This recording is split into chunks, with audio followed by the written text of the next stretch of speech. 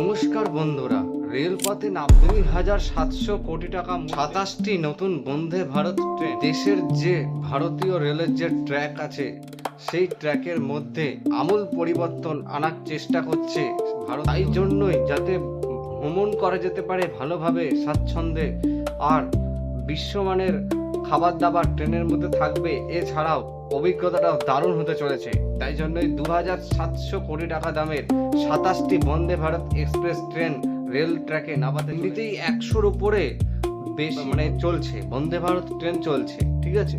তা সেই হিসেবে দেখতে গেলে আরও ট্রেন কিন্তু আসতে চলেছে বন্দে ভারত এক্সপ্রেস। যুদ্ধকালীন তৎপরতায় কিন্তু এই ট্রেনের কাজ করা হচ্ছে, এই বছরের মধ্যেই কিন্তু ট্রেন আমরা দেখতে চলেছি।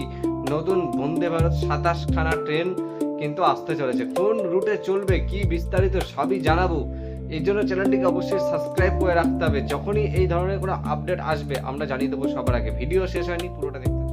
যেখানে যেখানে রেল কোচ ফ্যাক্টরি আছে 3টি উল্লেখ করা হয়েছে, তা সেইখানে কিন্তু দেওয়া হচ্ছে, এই কোচগুলো তৈরি করা হচ্ছে, ঠিক আছে।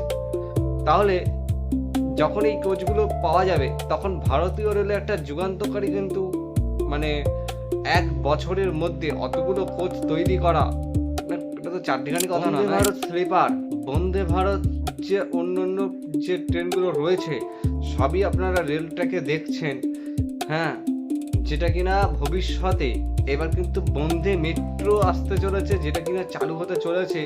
আপনাদেরকে জানি, প্রথম বন্দে মেট্রো লোকালটি চালু হতে চলেছে মুম্বাইতে।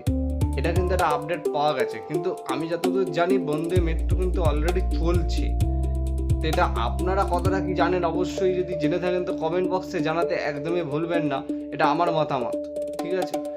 আর বন্দে ভারত 27খানা ট্রেন যদি লঞ্চ করে, বলছে তো 27টার বেশি ট্রেন লঞ্চ করবে।